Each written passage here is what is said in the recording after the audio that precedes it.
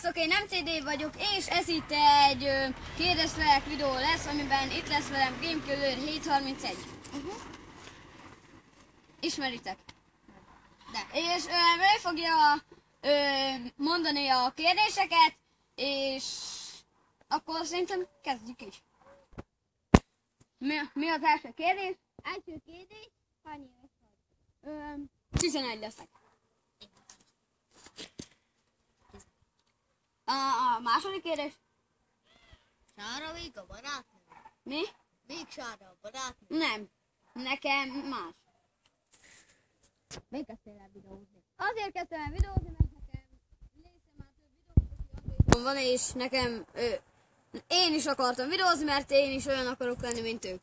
Én meg azért elkezdtem. Ő pedig tesóm GameKiller 731, mert ő is szokott videózni. Na,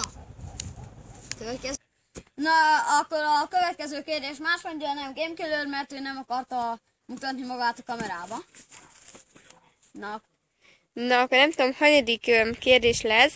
Mi volt az eddigi legcikibb napod, vagy nem tudom, Pillanatom. pillanat? Hát nekem az volt, mikor felgácsoltak egy videóban. meg kell...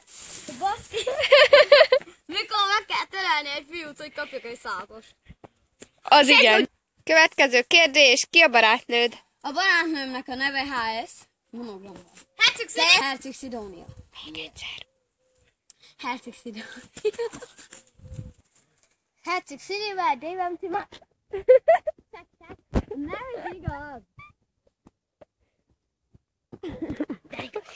Következő kérdés egy elég furcsa kérdés lesz, bár takarodj már ebben a labdával.